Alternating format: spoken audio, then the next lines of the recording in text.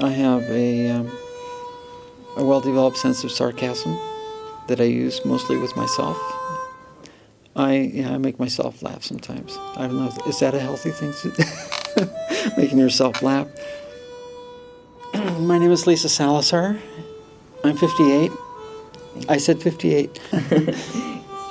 I want to be 58 again.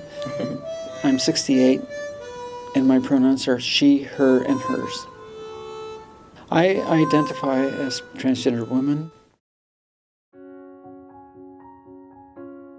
To say that I've identified as trans all my life, I think would be dishonest, because that concept was not available to me until I was almost 40 years old. I just knew that I struggled with my own identity from an early age. I was very insecure, very self-conscious about my body.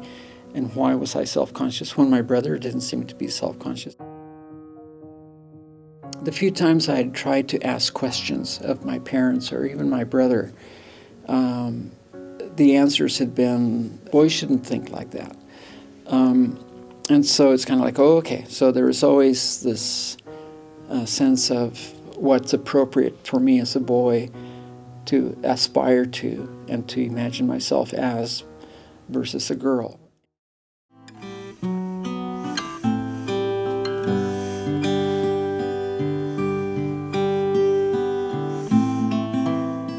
So when I was in university, I was 19. I just bought my dream guitar, a Martin D28. And I had saved money for it for a long time and finally had a chance to go buy it. And I had some friends who used to get together on Friday nights to jam, and I was invited to go to one of their jam sessions, and I was in heaven. But I went this one night, and they started singing a song that one of their friends who was not there that night had written. And that song, it was like biographical. I mean, just some of the themes, some of the ideas in that song. But the reason why it was biographical is because it's a sentiment of, if you knew what was going on inside me, maybe you wouldn't like me as much as you do.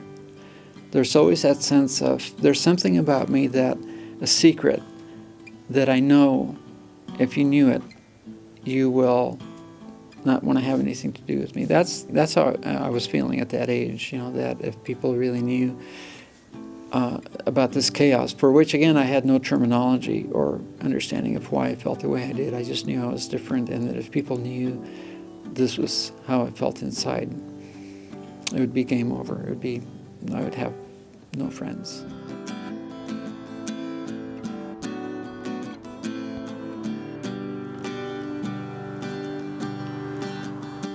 I'm just reminded of something I wrote. What got published in the New York Times was in this series that they did on transgender lives. And something that I said, moving from Colombia to the United States and then moving up here, the process of learning a new language to communicate is almost a parallel story of me trying to find the language to discover who I was and to make sense of who I was.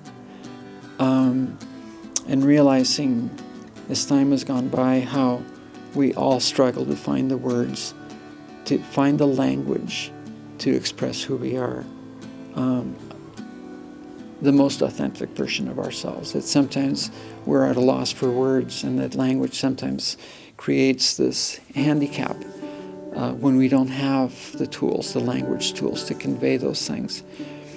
And so, although I wouldn't claim to be an English scholar or a linguist and all that, I love language and the ability to nuance complicated things.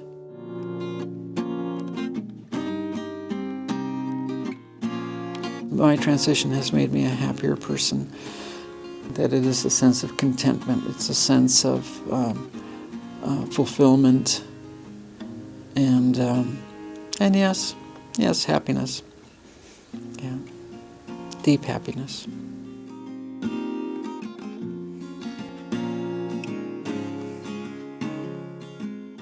And the advice I would give trans youth is, you're okay, and so Don't be afraid of the future. We can thrive. We're alive. We have overcome our fears. We've overcome society's pushback. And we're here to stand and declare that life is good and worth living.